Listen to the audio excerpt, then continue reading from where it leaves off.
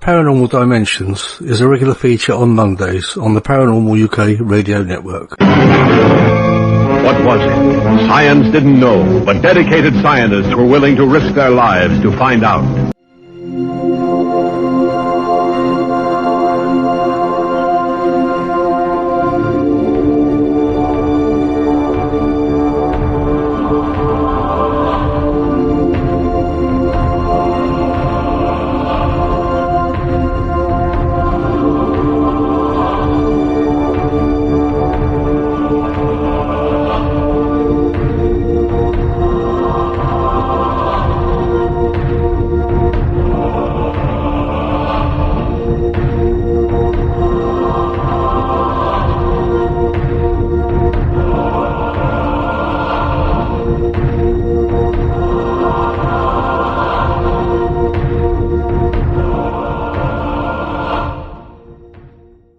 Hello, this is Michael Feely and you're listening to the Paranormal UK radio network, the UK's biggest paranormal network, and this is Paranormal Dimensions with David Young.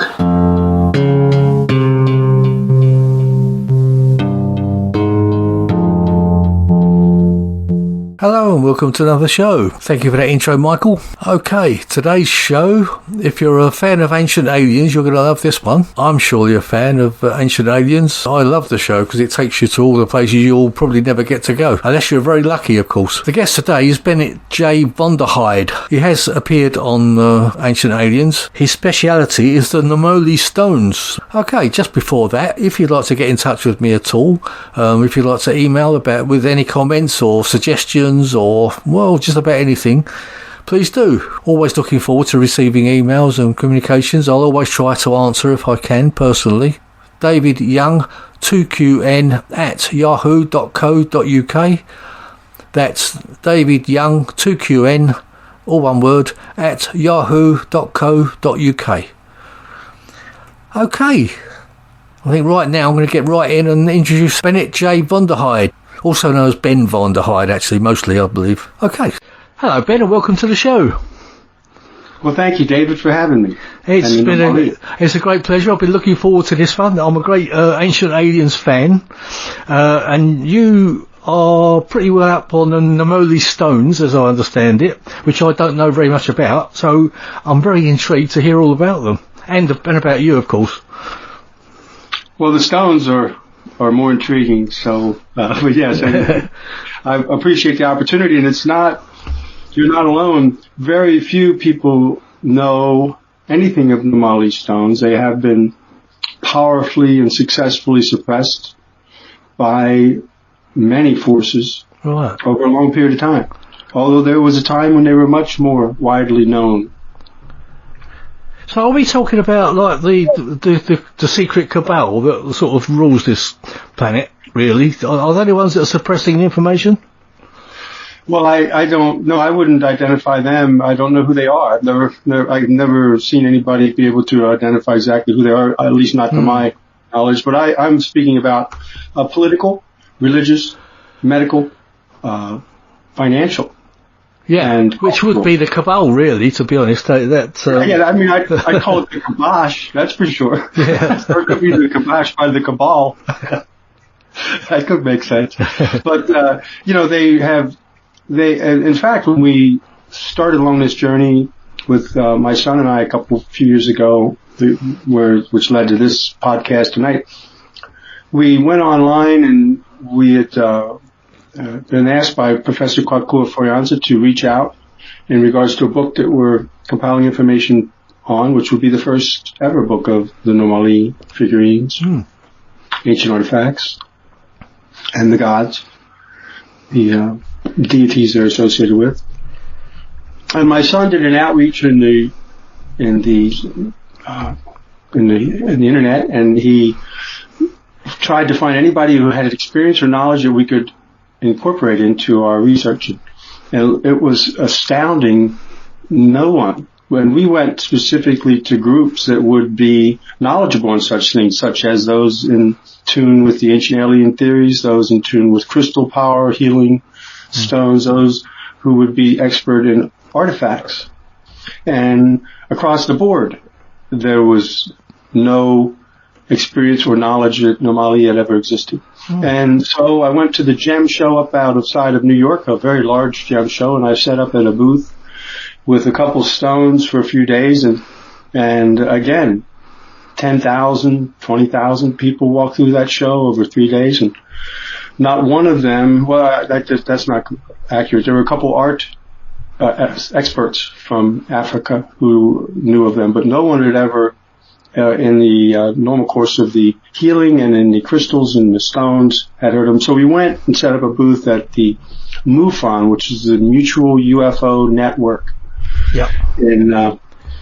And we went there, and actually the keynote speaker was Bill Burns, who started the TV show UF Hunters many years ago, and it appears often on Ancient Aliens. And I set up a booth there and anticipated for sure these people would be aware, but lo and behold again, not one person had ever heard of the stones. I got Bill, and I called him over to the booth, and I said, Bill, I want to show you these. Have you ever heard of Nomali and seen these figurines? And he walked over and he said, no. And I thought, wow, this is really something. So then we said, well, we better check it out, see if I just didn't get hornswoggled, as we would say in the old days.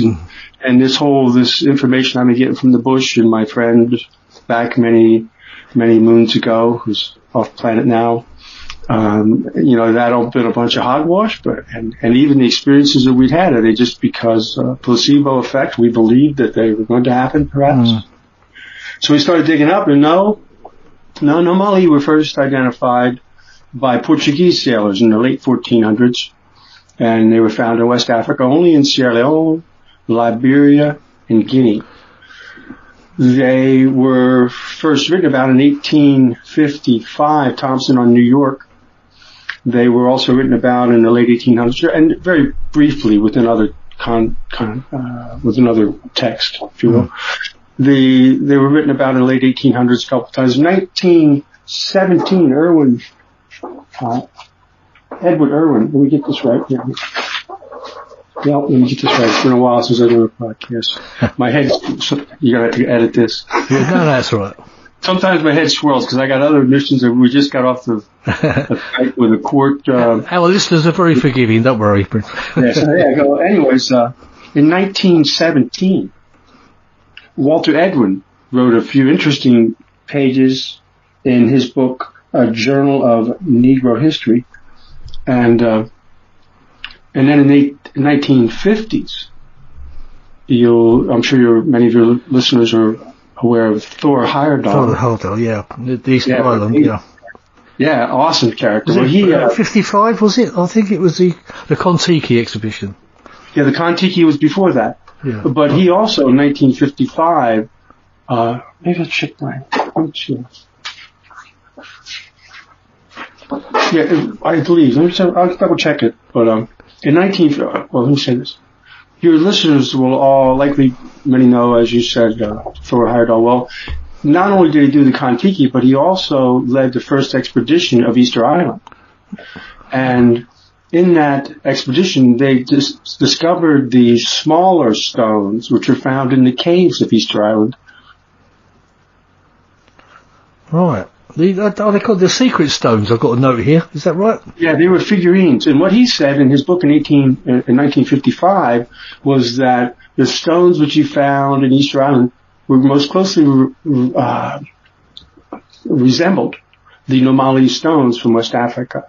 So he mentioned them also in his book. And then you get to the 1990s, and we find Angelo Pettoni, an interesting character in and of his own right. If it weren't for a couple of pictures, there'd be no proof he even existed. And Angelo was in charge of excavating for diamonds. A lot of the Nomali story wraps around diamonds. And he was looking for diamonds, and they were known to be found wherever Nomali figurines were located. So he had an interest, but he also at one time went to the chiefs and he said, listen, I know you have a contention that diamonds are part of the heavens that fell with the Nomali gods when they were turned to stone and rained upon this part of the world. And so if they fell down to the earth, you must know where they fell. figuring if they can show them where these stones fell, they might find diamonds. And they said, yes, but we can't take you. The shaman can take you. They hooked him up with a shaman, and he went, and he found the blue sky stone, and he found anomaly. And there was a show done in the late 1990s called Unexplained Mysteries. And in that show, he was in there talking about that stone. Inside that stone, he thought he heard a vibration. And so he x-rayed it, and they identified there was a round object inside it. They excavated it. There was no obvious place where it had been opened up and this had been put in. It just seemed to be in the middle of this carved stone. And the strata that stone was found in was dated at 17,000 years old. Wow. They excavated it, and they found inside that anomaly figurine a round bearing, metal bearing, which later, under experimentation at various European facilities, was determined to contain chromium, which of course was not identified until much later. Wow. So where did that come from? This is a question that no one has an answer to. Klaus Dana was involved in the investigation of that. You may know him. He's well familiar with, well known in the area of out-of-time objects. Or objects out of time, I think would be the better way to say it. Yeah, I think he's got a book as well, hasn't he? Books. He appeared on that show. He's been in the circles for many, many years, highly respected. Yeah. Oh, it's fascinating. So it's actually definitely chromium, but so it was analysed and everything, was it? Yeah, and let me just put it on hold a second here. My memory is really good, David. It's just very short. I know the feeling, don't worry. Let's see here. These are all my son's notes. Let's see. Let's talk about the chromium. Chromium, there it is. Klaus Dana. 1990s, Angelo Petone was managing Sierra River diamond excavations. He found a dinosaur-type anomaly, carbon dated. Let me requote that. The anomaly that Angelo found was carbon dated to 17,000 years old. He later stated he thought it was making a noise. He took it, had x-rays, called a specialist, drilled it, and found a chromium ball after they identified an object in their x-rays in the stomach of the anomaly figurine. Well, it's one of the weirdest things I've ever heard. Klaus Dana is well known in his circles for studies in the areas of objects out of time. And he had it tested in many universities and laboratories in Switzerland and Germany and Austria. It was, we changed back. I just shifted over there. Here we go. I'm going to talk now about the mysterious sky stones. The sky stones that they found with the blue sky stones so along, okay, here we go. Angelo Petone also discovered the blue sky stones. They were sent and tested in many universities, laboratories, Switzerland, Germany, Austria. It was determined that they were definitely artificial, the blue, and it was unidentifiable. Constructed of an unknown element is what they just uncovered. So the sky blue color is a complete mystery. There's no idea where that came from. Yeah, I have seen a picture of it. It is a very bright sky blue, is it? Like you've described. Translucent blue almost, isn't it? Yeah. I mean, also, obviously, I could actually put photos on the Paranormal Dimensions page when this goes out. So anyone wants to look at the pictures, they can. And also, you can go to your site. You've got a website as well, which we'll talk about at the end, towards the end. Point people in that direction. Yeah, let me get this correct too, in case you decide to use it more accurately. And I'd like to quote here because this will make sure it's accurate. The indigenous population have a legend saying that diamonds are stars which fell from the sky. And joking with it one day, Petoni said, "But if the stars fell, then so too must the sky have fallen." The reply was, "Yes, and we know where it fell." A local shaman brought him to the place where they were, and they found some sky stone on the ground first. Digging into the ground, he found over 200 kilograms. It wasn't in a natural formation, but it was set in the shape of a pyramid. Oh.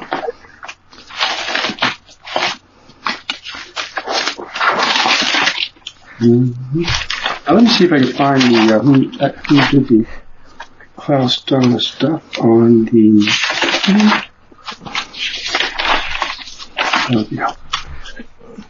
Original publication. Actually, you got to correct this. I made a mistake. The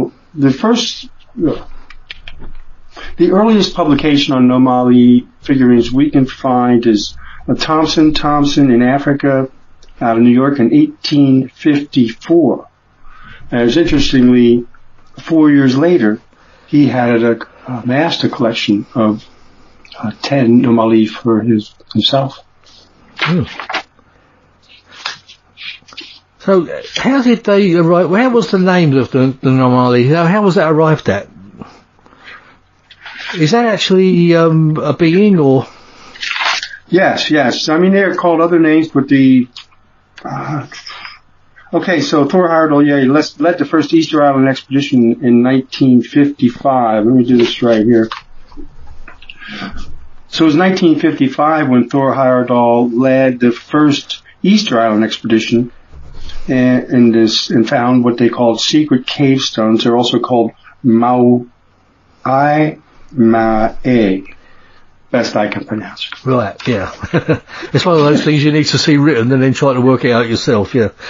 Yeah, and here's a quote. I'm going to quote Thor Heyerdahl in 1957 from Aku. Excuse me. Let me get a drink here a sec. This way I'll give you the accurate things. You can choose which ones to use. Is it okay, right? Mm-hmm. Okay.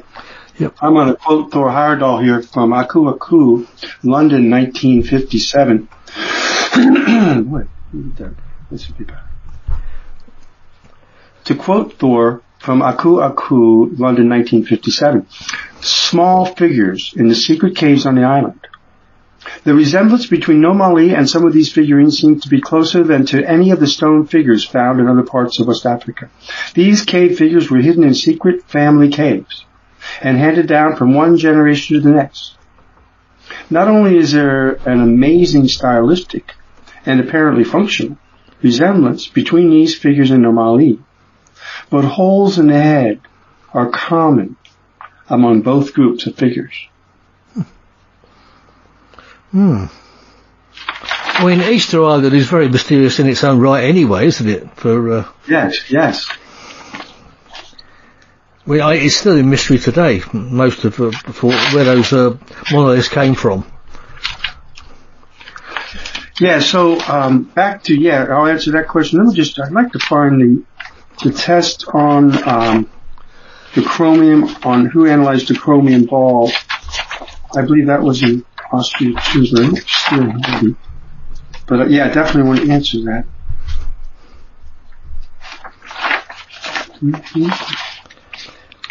We've got all the sound effects anyway. Yeah. Alright, we'll have to see if I can find out later. Anyways, so what are, started without squeaky. So what are Nomali? Where did they originate? Where are they found? They're unlike most, if not all, of the figurines to be found around other parts of the world, most often in temple sites or grave sites. Nomali are dug and found randomly in the jungles of West Africa. No one really knows who buried them or why, in that it is an oral tradition, not a written tradition within those countries.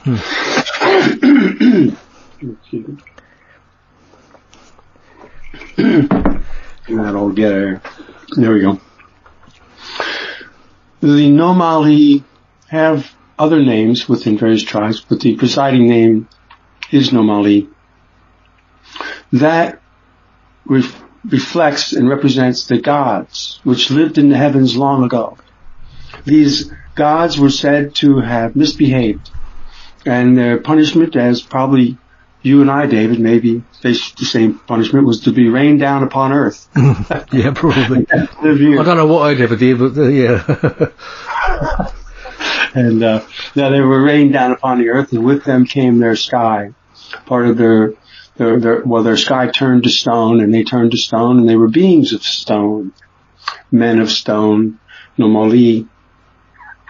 They came down and they lived among the humans. They were large. They were able to speak in a manner that when they spoke in one village, they could be heard in villages far away. Their eyes were said to glare and shine like the sun and could not be looked directly into for a period of time. And they bestowed upon the natives these figurines, which the natives contend they were the ones who created. And along with them came direction, instruction on how to utilize them to better their lives, to bless those who were suffering, and to teach messages, valuable messages to the entire civilization, and to connect to chiefs and others in important figures such as medicine men and medicine women, chiefs, the Zoe, the female secret society, the oldest still existing female secret society in the world. And they were instructed how to utilize the stones and for various reasons. Different stones are obviously, when you view them, you can see designed to represent various blessings that they would bestow upon those utilizing them. Right, so there's a definite religious connection there, way before Christianity, for instance. Oh yes, the natives who I am in touch with would contend that they often say 10,000 years, but that could mean much longer. That just means long ago.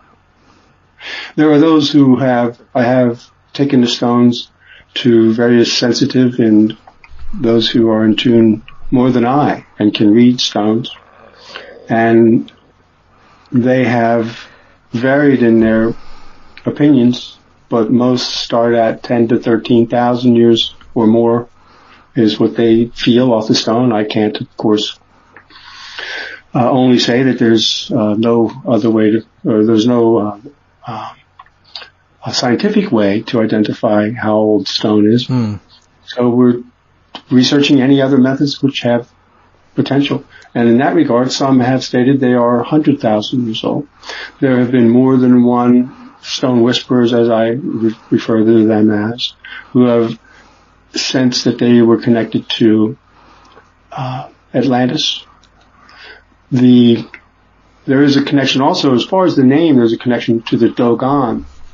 The Dogon tribe out of Mali, which is directly connected to the countries where Nomali come from, and the Dogon Empire, the Mali Empire rather, that ruled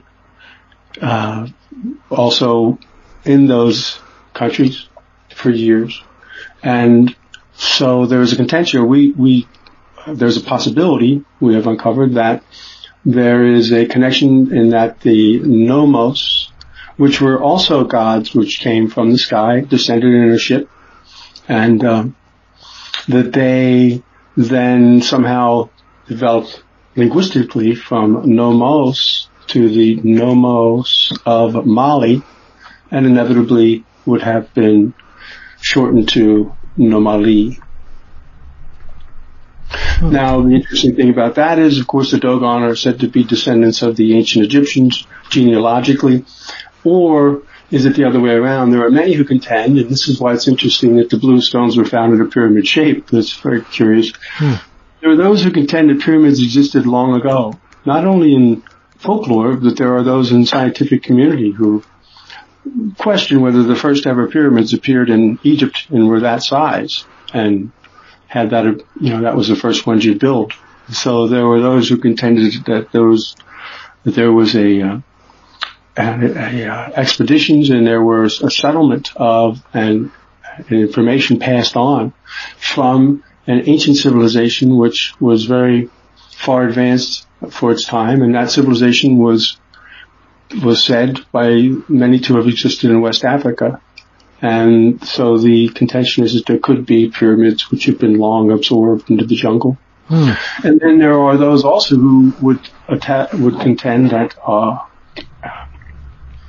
Atlantis would have been properly placed off the coast of West Africa. So those are some of the theories. I have seen. I've got a note here that the Mali's got some amphibian. They could have been amphibious creatures. Is that correct? Well, the nomos of the Dogon were definitely amphibious. The Nomali stones, as one I'm looking at right now, sometimes have crocodiles connected to humans or to Nomali looking figures. Some of the figures more represent human form, others more represent what the traditional beliefs are of the Nomali gods.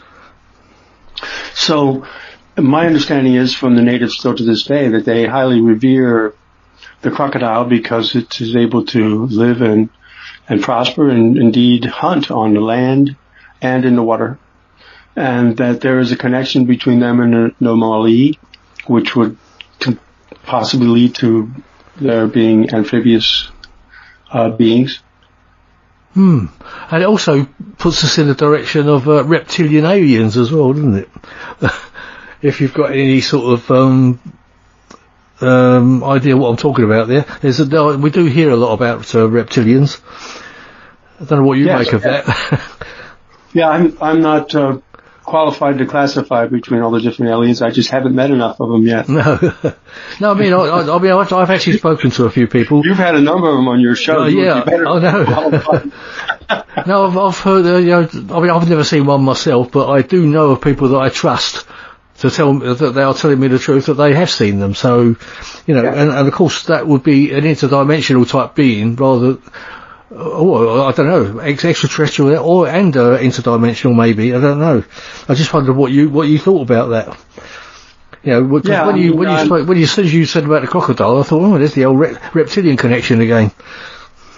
Yeah, I'm very careful, David, in that I realize my position is, for whatever reason, I've been placed in a great opportunity and responsibility to reintroduce the Nomali to the world. And with that comes also the responsibility to somewhat keep my opinion on things restrained, especially if I'm not educated on them. Yeah, sure. Because the most important thing, I think, is to let those who are informed and educated and are doing research in various areas, let them get their hands on one of the authentic Nomali, activate it, and see what they feel. There are those who would, I'm sure, feel they're in tune with the reptilian alien culture and alien connection, the energy. And if they were to feel one, they may get messages from their home base, if you will, or their origins. I'm not qualified to say either way. I'm just really excited to see, as we go forward, what is discovered in today's world, because things are opening up, and there's new ways of experimentation and new methods of reading subtle changes when something like a stone enters a room full of people or with one person, if it's for the healing purpose or for meditation. And I'm open to all those things, but again, I'm just not that qualified on anything except Nomali. I know more about Nomali than most anybody else. Well, I don't think there's any experts in like UFOs or anything. Anyway, I think we're all trying to get at the truth, and we're all trying to pick up little bits of information from each other. That's I'm really interested, as I said, in those who are more in tune what they can tell me, because they'd be more capable. There are those who have spent decades of their lives refining their connection to those things and their knowledge and experience, and they would be the ones who would be very excited to get their perspective. Yeah, sure. Yeah, that's why I've listened to a few of my older shows. Yes. You spent, how many episodes of Ancient Aliens have you appeared on? I know you've appeared. There was only one that they've ever covered in Nomali. In fact, it was related to the Dogon. Oh, right. I thought they would have been more interesting, because seeing as it's such an interesting subject, you'd think there'd be more episodes where it's been included. Did you actually work or meet Eric Von Daniken and George Tuklas? No, I did not. I reached out to them some years ago and continued to point out that the Nomali were very unique and I thought it was a very interesting subject matter. But they've got their parameters and only when it fell within the purview of the connection to the Dogon, they recognized there was a significance there. But we're working on developing an episodic program that will follow the Nomali from the origins straight through to today as they're being utilized in healings and meditations in the last couple of years. Oh, excellent. That sounds interesting. Yeah. So, unless, we're certainly open to someone else there. I was recently contacted by another casting director, producer for an upcoming show that will do a segment on them. But I think it's very cool that guys like you, David, are the first person where your audience will ever come in contact with the Nomali. So I've been focusing on that. The podcast is the way to go, because people like you have spent your time and efforts to develop an audience with those who are receptive and are the right people to, in my opinion, to put these stones before. So I'm excited when someone like you is willing to do a show, because I'm very confident that there will be few people. Now, I will make an exception for your show because not only your people are highly in tune, but you're in England. And there has been a long-standing interest in Nomali stones in England, much more than in America. In fact, the British royalty have a sizable collection. Do they? Of original Nomali stones. And yes. And, in 1926 at the Imperial show, was it 26? In the Imperialistic show. That was a bit before my time, I think. Yeah. Yes. Well, there were booths set up for all the countries which were at that time under the rule of England. Right.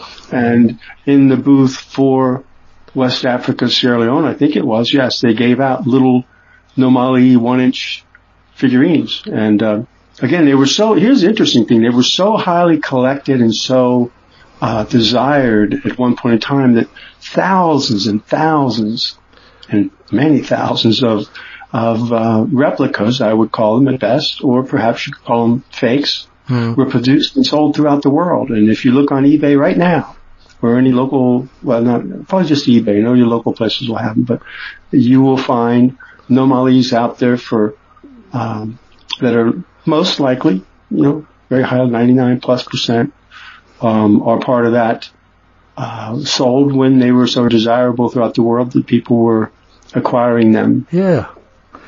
Well, as soon as we finish off of here, I'm going to go straight onto eBay and have a look. Oh, yes. And then I'll phone the Queen up tomorrow and find out about her collection. Yes, we'd love to see those. But, yes, that's quite fascinating. Obviously, this show's going out around the world, so you obviously there's going to be a few people, even if it's just another dozen people. I'm sure it's going to be more than that, but more people will know more about the Nomali stones now after this show, anyway. That's a beautiful thing. Thank you. That is the thing, isn't it? It's made me more into, I want to look more into it, and obviously you've got a good website as well to go to, which we'll sort of give the link to towards the end of the show. Well, here's the question I got to ask. Did David Young choose the Nomali stones, or did the Nomali figurines choose David Young. What? So, yeah. I mean, I've got to say that I do think that there are powers that point us towards these, that actually made me want to contact you to get you on the show. I think I think you're going in the right direction now. I think we do get guidance from, if you want to call it the other side, or a spiritual being of some sort. I really do think that. Yeah, well, obviously, as you become by today, the first contact for all of these individuals listening, there has been somehow you're the guy. And that's because you've earned that trust and reliability and connection with those people, and you're the right guy to introduce them to this re-emerging powerful energy and let them be part of it. Yeah, it could. But I mean, the first thing, what really set me on this road was Eric von Daniken's Chariots of the Gods. Obviously, we all know, 50 years ago, or more than 50 years ago now. That's what kind of set me off on this path. And I have to say that I've actually been lucky enough to actually meet Eric von Daniken a couple of times, to be honest. And awesome. Yeah, he's an amazing man. And yeah, it's well, I'm not going to sort of blow me on trumpet. I'm just saying it was great to actually meet a man that actually set me off on this path in the first place. It was quite mind blowing, But sure, the movie came out, and that was the first introduction to this theory. The book was before that. It was about the first time I read it was the late 1970s. And yes, that was the consummate and really the sole source for that theory. Well, yeah, I mean, I don't think Eric actually says that it was ancient, aliens coming down to, because there's actually a question mark after the Chariots of the Gods, isn't there? So he's actually opening your mind to that possibility. And obviously a lot of his research and other people's research has actually suggested that we did have ancient aliens here. I think, there's so many monoliths and buildings and things that have been built over the ancient times that even today we'd have trouble building them. Do you, your gut feeling, you must think that we did have an ancient civilization before it got destroyed on this planet? I am certainly not at all as presumptuous as to think that I would discount the possibilities of any ancient civilizations, and I certainly, from what I have seen, have strong sense that we have been supported along the way by God in whatever form He decides is part of that. And then also, I'm sure there are those who, and I've met them, who contend that the alien forces have been very negative. And I don't doubt that there could be negative and hurt aliens. As far as how long ago have we existed, I try not to determine for sure anything that I wasn't there, and I can't remember being there. But it certainly appears as though we've been here a lot longer. Each day there are new discoveries which set the clock back further and further into time, as far as civilizations and as far as advanced civilizations throughout the world. Yeah, indeed. And even on this planet alone, there's so many different species of life, isn't there, on this planet, that it seems ridiculous to me to think that of all the stars and planets out there, that there's not other civilizations, and probably civilizations that are maybe 1 million years in advance of us, so there's no reason why they can't be coming here or have come here in the past. Now, I'm not one of those who contends that each and every advancement that mankind has made has been at the behest and with the puppeteering of aliens. I'm a firm believer that human nature and our beings, our souls, our spirits are powered independently, and my sense is that we are helped by those any forces that we are open to along the way. And that's a good thing. Yeah, I would agree with that. Yeah, I think that. I do think we do get guidance from, if you want to call it the other side, the spiritual world, or that's Well, I think from what I've seen throughout the history of mankind, it is not uncommon, even in today's world, for people to recognize that if they want any type of solace, just getting through a difficult time, or support or help with prosperity, or if they just want to connect, that they think of and pray for the spirits of their ancestors to be engaged. And I certainly would think it's only natural that those spirits, having left the planet, are always willing and happy to come back down and be of assistance, just waiting to be called. And along with those, of course, we know from all ancient sources that there are many angels and there are many demons, and these things are also available to be received. How that crosses over into the ancient aliens, I certainly probably beyond my comprehension exactly how all that might work or does work.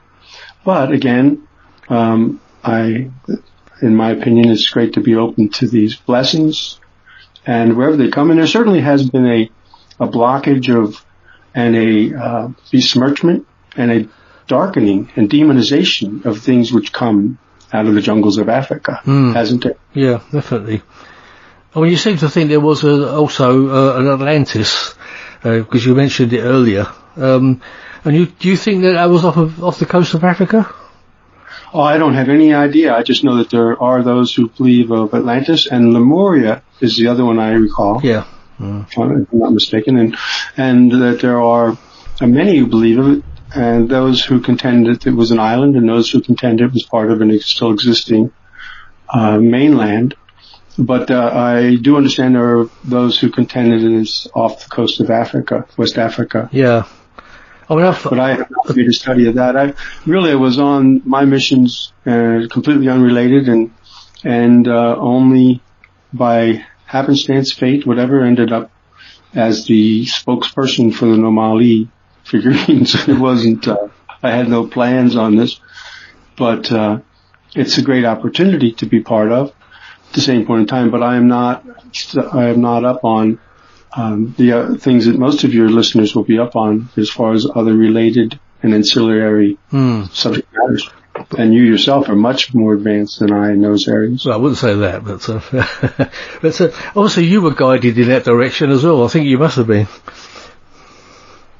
I've always been very interested in things of the spirit world and things which are tools to activate the powers of God on the planet. Do you? I guess I'm probably asking a silly question here. I guess you don't do any sort of like investigations, like paranormal investigations or anything like that. No, I'm an investigative reporter, but my beat, if you will,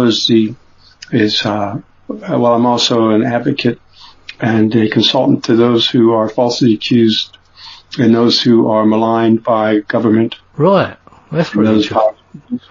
So my investigative expertise is in that area and has been developed for quite some years. Yeah, that's an interesting thing. But I know it goes out of the parameters of this show, but it's an interesting subject, I have to say. And in that regard, I'm a filmmaker. I produce, I investigate, and then I go, covert ops and overt ops and psych ops. And what we do is we investigate. We uncover evidence about those who are perpetrating damage upon citizens, and then we expose them through the internet and drive them to do the right thing. Wow, that is relatively treacherous. I've been charged with many a crime along the way for exposing those in power. Have you? And representing myself pro se throughout. I've been able to, and with the help of God, I've ended up with the film footage most times to prove the other side. The police were perjuring themselves. Wow. So I faced, they've charged me with charges which would amass to 20 or 30 years in prison at least over the last 18 and a half years. Yes. Well, just a couple. Obviously, you're still walking around, so they didn't stick. Yeah, well, it's been hairy. The last couple of years ago, they had the Attorney General of Pennsylvania prosecuting me for some bogus charges, and then the judge chimed in and accused me of interfering with the law, and so combined, they were looking at a 9-year sentence. But at the last minute, I was able to publish and put on the internet the footage of the actual incident, and then all people, and also the audio testimony of the witnesses committing perjury aligned with the actual footage. And the charges were subsequently dropped. It's interesting you say all that, because as you know, there's after the presidential election, which is there's all sorts of problems going on. I don't know if you've got any opinions on that. I know it's not really in the parameters of this show, but I think it's a very interesting subject about what's going on with the investigations of fraud at the moment. Yeah, my focus is on local judges and state and local elected officials and those police officers and the police industrial complex. So I focus 100% on those, and I really have to divest myself of things that I have no control or power over, such as presidential elections. At this point in time, I'm not engaged in those missions. No, I can understand. It's quite a big subject anyway. I mean, obviously, I think anybody read or look at my material would understand I'm a libertarian. I want the rights of citizens to be foremost, and the growth of government and the control of government to be minimalized and eliminated. So I'm really for the freedom of people, so it's hard for me to, to get engaged in anything that doesn't help people get further freedom. Yeah. And I'm not sure that I could be of impact on the national level, although you never know in the future. But as it's been thus far, I'm fully engaged with the operations that I'm on at this point in time on the level and in the regions that I'm operating. Yeah. I mean, from what I hear, a lot of it seems like this world is heading for a major communism-controlled world, the way things are going. I don't know what because that must come into the parameter of what you're talking about as well. Well, I'm certainly not interested in socialism, communism, or anybody else where the government takes more control over the individual's rights, especially in my beat, which has been, again, primarily in the courts and focused also on the divorce courts and those courts which take children from parents accused, those children protective agencies, if you will. And we have found abuse and just abuse of humans and children along the way is just ubiquitous to their formula. And we've been able to expose those who are doing that. But, in other words, what I'm saying, that any government program that starts out to help people, the more power they get over citizens, the more people are hurt. And, we have seen time after time where children are taken by false accusations because there's a 24-year-old snot brat children's youth officer who comes in with the authority to determine that somebody shouldn't have their child mostly because they get in a pissing match. They come in, they're arrogant, they're obstinate, they have no children of their own, and quite often they've been raised in foster care. These are the people that they put out there to go out and determine. Then they take children, sometimes from very good parents, and put them into the households of those who are farming, essentially raising as many children as they can get from the state on a day-by-day basis. They get paid. And the agencies themselves get funded on how many children they keep. It's crazy. So now fortunately we've been able to, one of the first cases that I took on 15 years ago, 14, she just turned 15, I'm still in touch with her, was a child taken wrongfully, and we were able to get her back. She was 1 year old at the time, and then the evidence which we uncovered was used in a lawsuit, and the first ever in the state of Pennsylvania that someone won a lawsuit against children and youth. And there were senatory hearings and changes purported to be made, yada yada, ying ying. But, we do what we can along the way and try to help parents get their children back from the government if the government's taking them wrongfully. Because as you know, David, once the government makes a decision, they all rally. Yeah, it's very difficult to get out of it. I agree. Yeah. Oh, yeah. And in England, I've been contacted, and my work as Daddy Justice is my moniker in that regard. And I've been contacted for many years by people out of England who are fighting this battle through the courts, mostly fathers who have been maligned by the current prejudice within the courts, but also mothers who, again, have had their children wrongfully taken once the government got involved. Sure. I'm sure there'll be people listening to this that this resonates with. So if there's anyone listening out there, you know who to get in contact with now. No, I'm retiring from that. I'm retiring from that. I'm 61 years old. And No, I was only joking, that's right. I'm sure. I'm trying to retire. I keep getting more cases, but I'm trying to retire. Yeah, I understand. I suppose we will go back to the. I tell you, there's an American art museum that actually displays a lot of these artifacts. Is that right? What happened was, some years ago when I did try to find others who knew anything about Nomali, I finally ascended to the level where I found I believe still to be one of the foremost experts. And that is a Professor Kwaku Afoyanza, who was born in Ghana, but who did for many decades preside as a professor of African art in Howard University, a very prestigious university in the Washington D.C. area, and Professor Kwaku Afoyanza was very excited when he saw that we had such a collection of the Nomali. And after he did identify that, he told me that he was the curator at the African Art Museum of Maryland, the oldest African art museum in America, I believe. And he endorsed the Gan, a wonderful woman who put that together and has spirited that for many decades. Is just such a nice person. And they decided that they wanted to exhibit the stone, so we did put our collection on exhibit at their museum, which as far as I know, is maybe the largest exhibit, at least in recent times in America, and maybe anywhere. I know of no other. And we've first exhibited them for a number of months, and I think it was a couple years at least until they were willing to let us have them back, which was okay. It was great to see people appreciate them and enjoy them and be reawakened. Yeah. We've got an amazing British museum here. Would we find anything like that in there?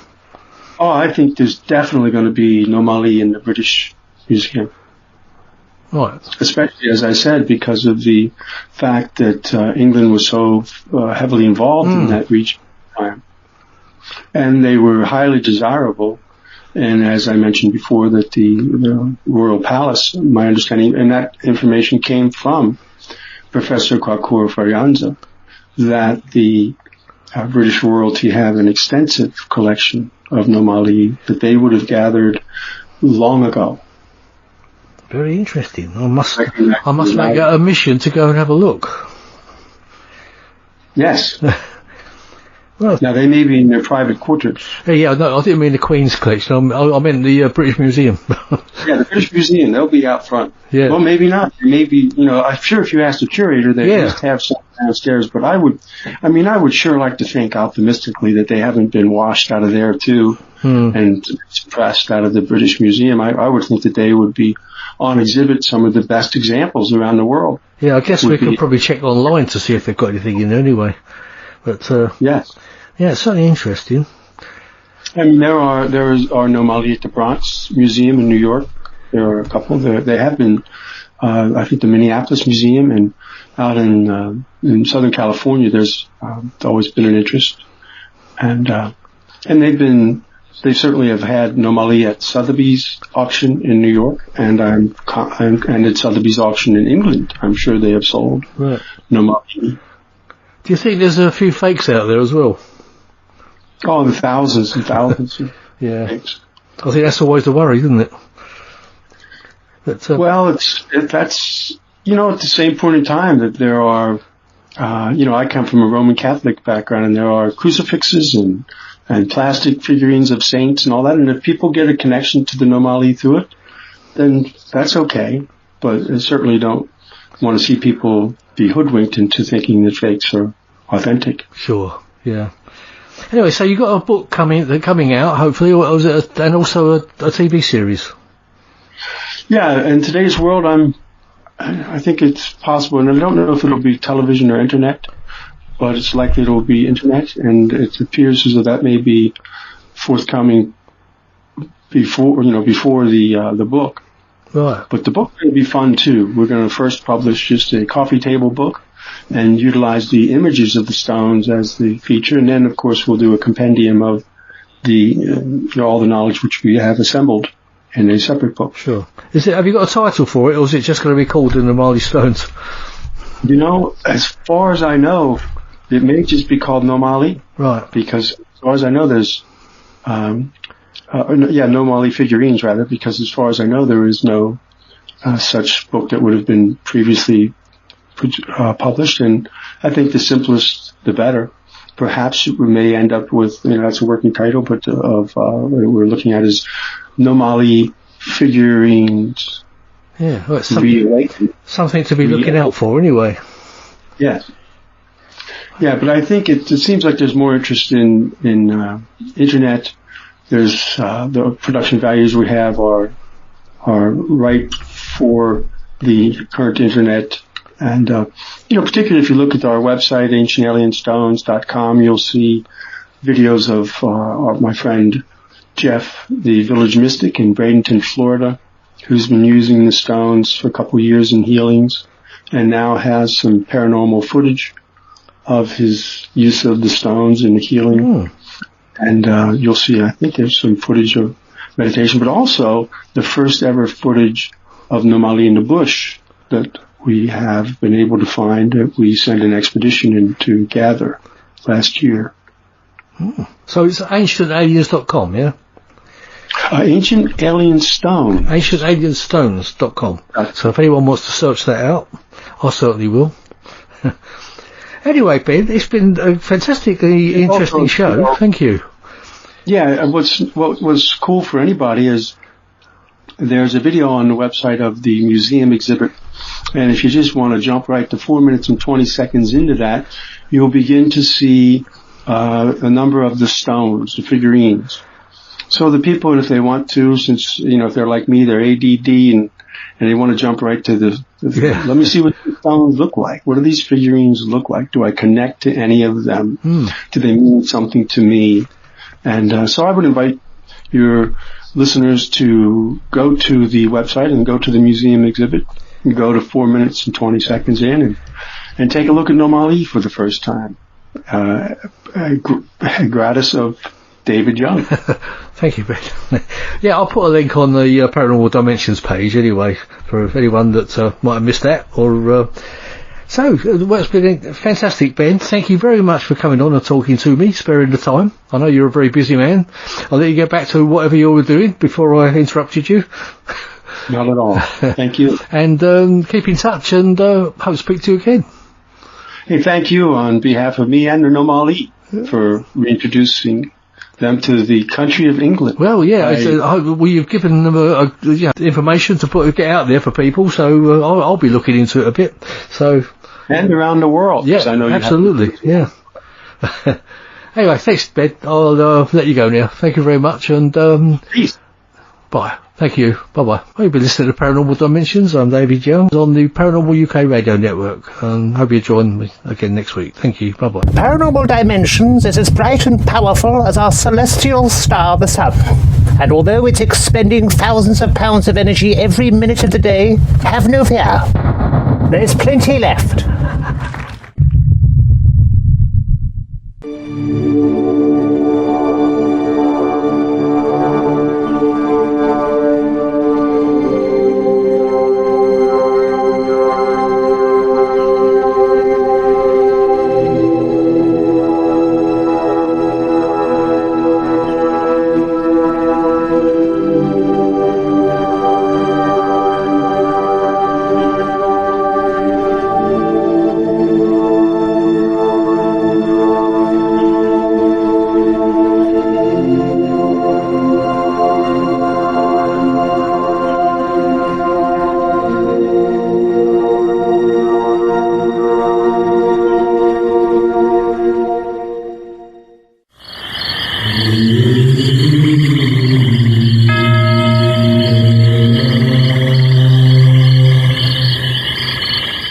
Paranormal Dimensions is a regular feature on Mondays on the Paranormal UK Radio Network.